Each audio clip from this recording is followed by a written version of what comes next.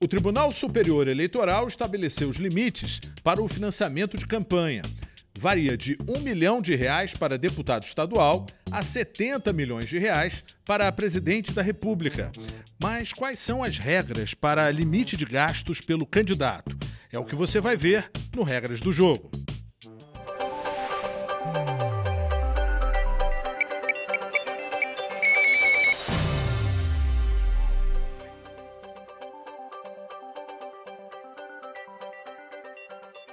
O limite de gasto para a campanha eleitoral, ele antigamente há uma previsão legal que ou fazia uma lei, ou se essa lei não fosse delimitando o limite de gasto, o próprio partido diria o limite de gasto.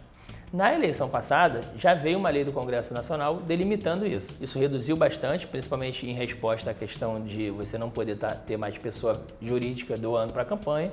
Então, esses valores devem ser atualizados com juros de correção monetária porque eles são referentes sempre a um referencial da eleição passada. O candidato hoje ele tem os seus recursos próprios, ele pode utilizar recursos próprios, ele tem o fundo eleitoral que os partidos vão direcionar para ele e ele tem a possibilidade de arrecadar com outras pessoas, né? Seja por crowdfunding, né? A chamada vaquinha virtual, seja por doação direta dessas pessoas a ele. Dentro desse universo, ele tem um teto para gastar. O teto de gasto, ele tem percentuais dentro dele sobre modalidade de gasto. Então, você não pode gastar 100% do que você arrecadou, daquele teto de gasto, com pessoal, por exemplo, nem com aluguel de veículos ou embarcações.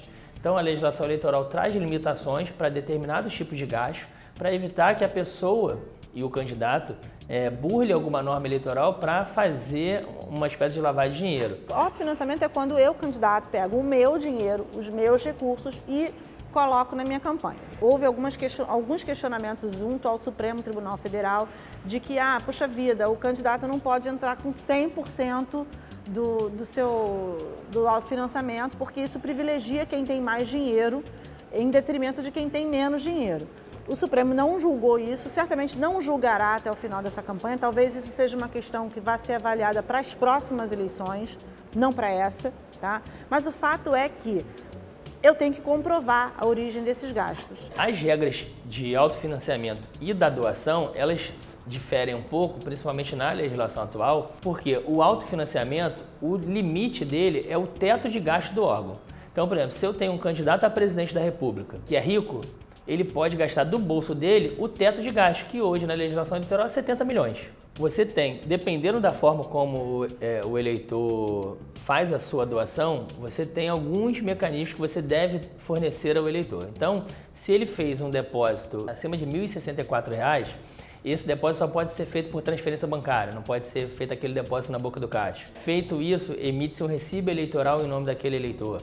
Se foi mediante cartão de crédito, alguns partidos políticos trabalham com essa forma de cartão de crédito para arrecadação de recursos na internet, não precisa ter o recibo, porque a própria fatura, a própria emissão no cartão de crédito já gera um recibo eleitoral para ele. A prestação de contas de uma candidatura, independente de onde vem esse dinheiro, de qual plataforma vem esse dinheiro, ela tem que trazer tudo que o candidato gasta, para quem ele gasta, como ele gasta e de onde vem esse dinheiro.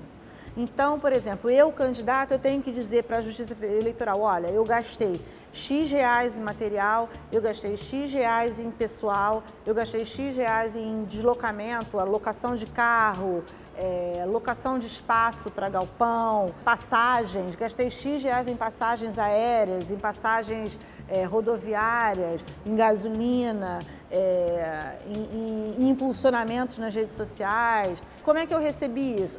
Fulano, Beltrano, Cicrano doaram X para mim. Fulano doou tanto, Cicrano doou tanto, o partido me repassou tanto do fundo eleitoral. Isso tudo tem que estar discriminado.